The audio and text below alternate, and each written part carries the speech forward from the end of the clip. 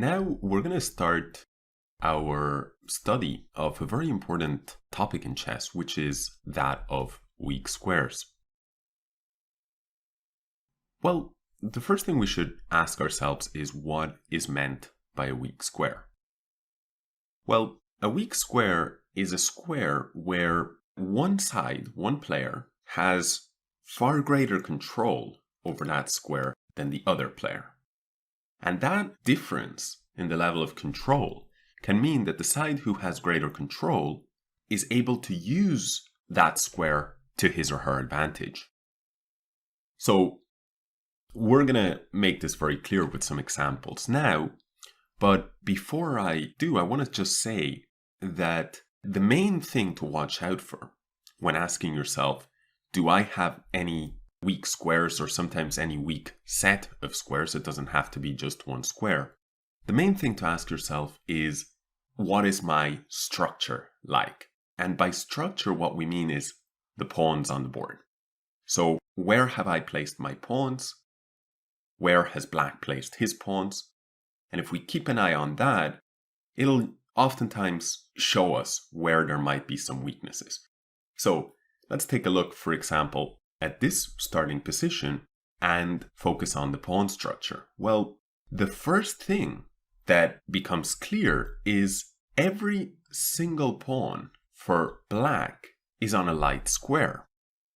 Now, pawns, as we know, they capture diagonally. So therefore, they do not control any of the dark squares. Take a look at all of these undefended dark squares. For white, the case is actually different. In his case, his pawns in the center all lie on dark squares. And in the king's side, 2 are on a dark square. So he has the majority of his pawns on dark squares. Therefore, the weak squares are most likely going to be the dark squares for black, and potential weaknesses would be along the light squares for white. Now, there is one more thing that should be said, and perhaps some of you guys will have already heard this before, which is be very careful when you push pawns, because pushing pawns creates weaknesses. This is quite commonly said by many chess authors and chess players in the past. And so in this particular case, we see that black's pawn chain has advanced more than white's chain has. And therefore, there are more weak points for him to potentially worry about. As we can see, the white queen is targeting the pawn on d5. And in fact, the white rook is also targeting the pawn on b5, because if rook takes b5, pawn takes b5, we see that in the end, rook takes rook on a8 will come in with check, and that would be very bad news for black. So therefore, we can see that black has weak squares along the dark squares. He has weaknesses along the dark squares primarily because he's placed his pawns on light squares. That tends to create those weaknesses along the other set of squares. And he has some general weaknesses even along the light squares because he's pushed his pawns quite far up the board. Now, if we look at it from the other side, and we see, well, what squares can black take advantage of here that may be a bit weak for white? Well, we could see that, for instance, all of these squares here are under far greater control for black than they are for white. Again, because of that pawn structure. But in fact, black cannot place any pieces on any of those squares. He cannot put any real pressure on any of those points. So therefore we can see that even though in theory, yeah, black has a little bit more control over some squares than white does, those theoretical weaknesses are no big deal for white to handle. But for black, the situation is far worse because we see pressure here, and then we see some important dark squared weaknesses. We see that b4 and a5 are already being used. The two that are most difficult to really access are d6 and c5. But b4 and a5 can be used and are already being used by white just to pressure the pawns on the a file and the b file. We see that d5 is already a big problem.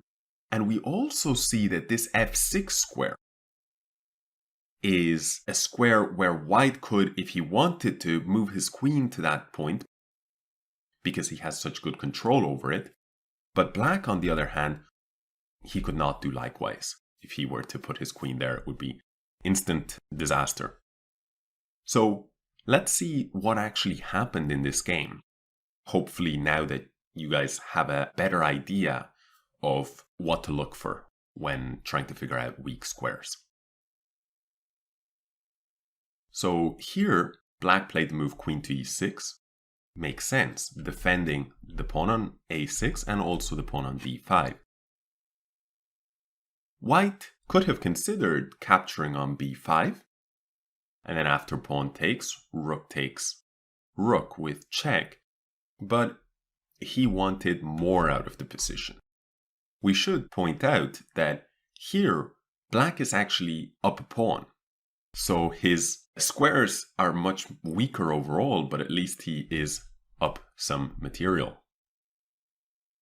White now played the move queen to f6, exploiting that weakness. Look at how he's exploiting a specific square, the f6 square, but that square lies on a weak set of squares or square complex, which is these dark squares on the king side that are very, very weak based on the placement of the pawns.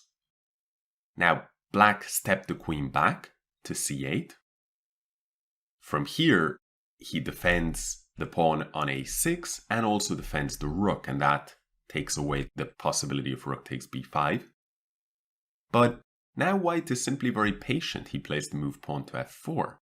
And notice again how that control of the dark squares is very problematic for black because his king cannot move. For example, he would like to play the move king to g7 so that he can connect the rook with the other heavy pieces on the first rank. He went queen to b7 instead, and now white followed up with rook to a5.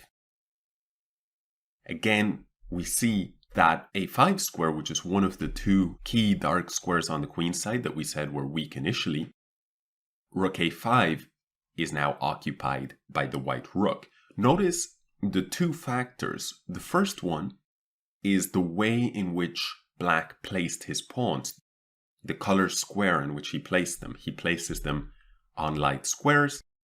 That creates weaknesses on the other set of squares, the dark squares, and so white is able to exploit that.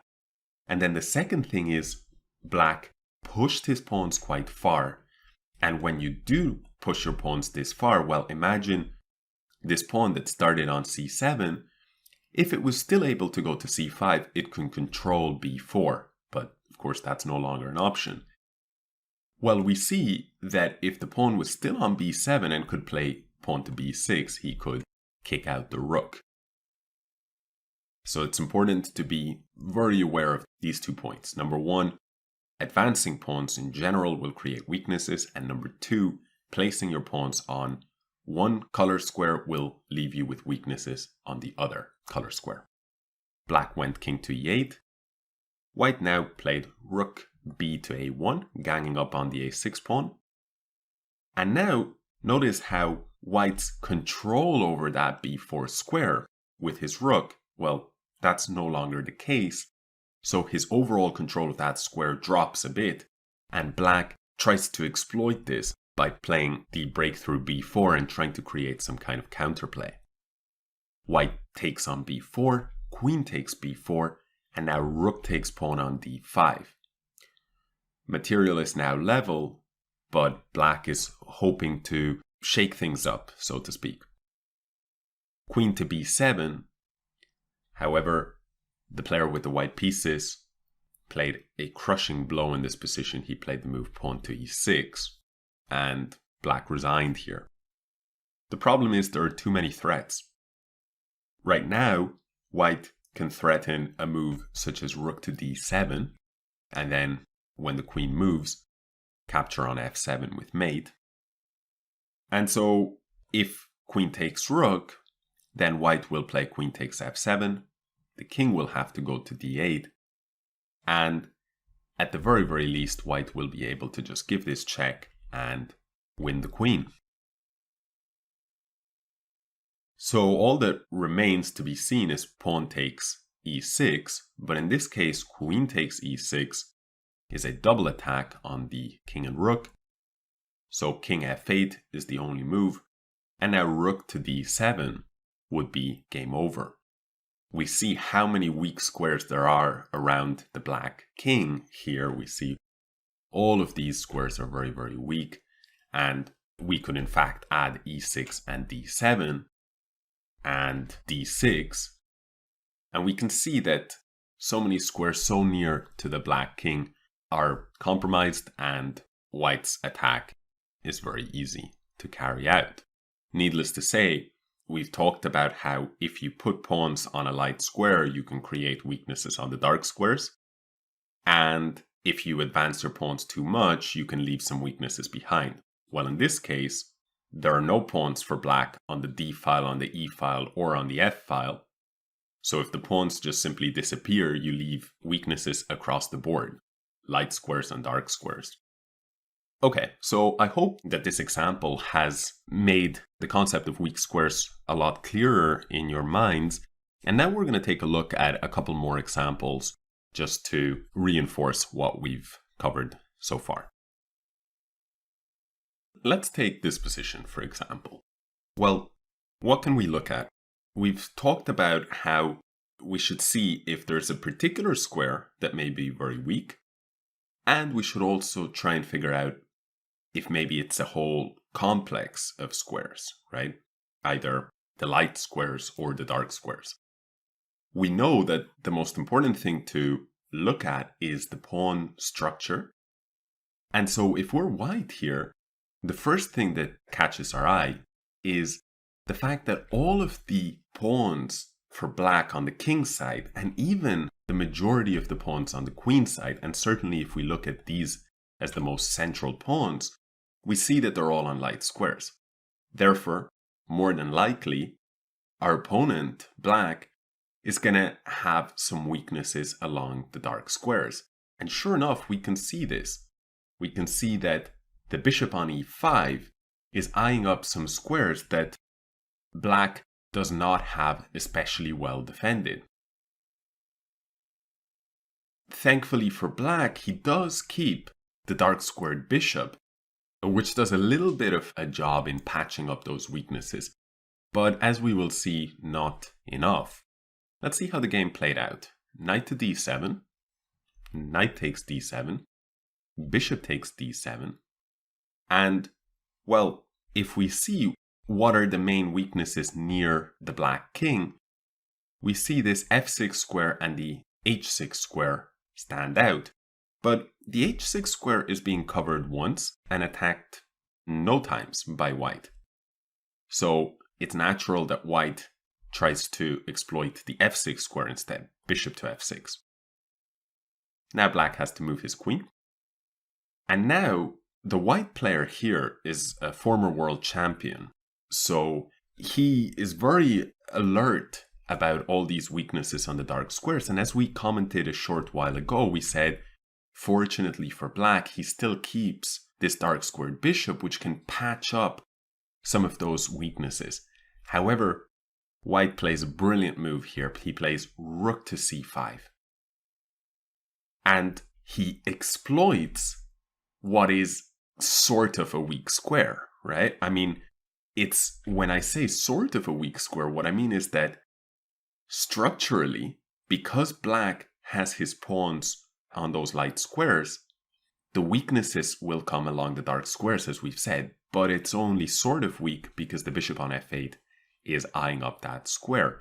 However, if bishop takes rook, then pawn takes bishop. White has sacrificed an exchange, but this bishop is now under attack. And let's say that black dropped the bishop back. Notice how the weaknesses along the dark squares make it difficult for black to play many moves. For instance, if black were to do a move like rook a to d8, then among other things, that rook would be under attack. Although, of course, white would not concern himself with the rook. Instead, he would play queen to e3. And where is that queen headed to? Sure enough, to h6, from where it will deliver checkmate. Notice that f6 square and that h6 square, we first jump into the f6 square, and now we reroute our queen to get onto the h6 square. And notice how those two squares became weak after black advanced that pawn to g6 and therefore let go of control over those two dark squares. Here, there would be simply no defense, so that is why black chose not to play in this fashion. If, for instance, bishop to c8, then white would also go queen to e3, and again, nothing to be done. So therefore, after rook to c5, black simply captured the pawn on a2. But white continued with his brilliant idea, and he played the move rook to h5.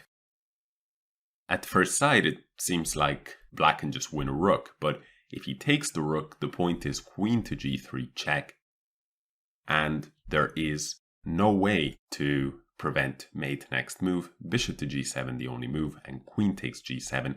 And once again, we see the same picture. Black collapses. And once again, we see the same picture. White attacks black along the dark squares, f6, g7, h6 as well in some variations. So instead, after rook h5, black played the move pawn to e5, trying somehow to gain access to this square and maybe bring his queen back into the defense even from all the way over on a2. White captured the pawn, bishop to e6, and now white has been attacking along those dark squares, right? Even the move rook to h5, when he placed his rook here, was a good move because if pawn takes rook, then after queen g3, there was a collapse along those dark squares. So white here continues that plan with the move queen f4, and he's just winning. Queen takes b2 was played, and now very patient move, bishop to f1.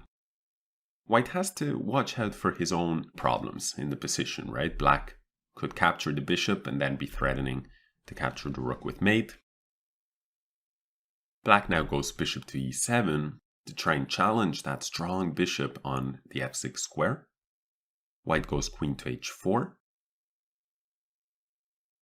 Still, black can never take because of queen g5 with mate to follow.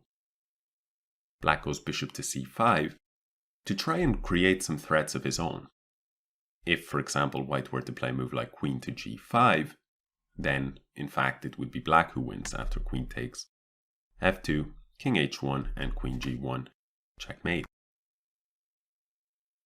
So, instead he goes rook to h6, and there's a clever reason behind this, because if, for example, white played a pawn move like h3, black would take on f2, queen takes, king takes, and now with the queens off the board, he would be very happy to take the rook on h5.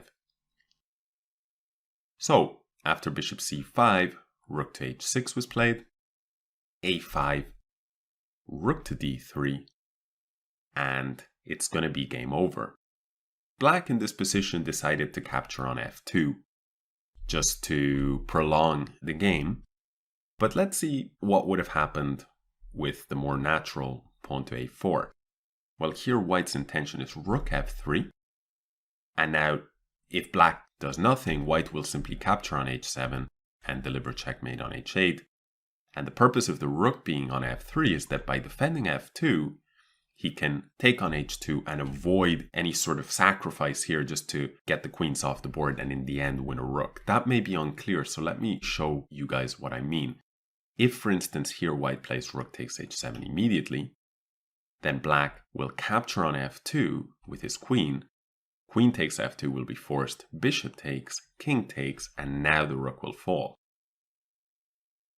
So that's the purpose behind the move rook d3. And after a move like pawn to a4, now rook f3. White doesn't need to rush because he has such a stranglehold over the dark squares next to the black king.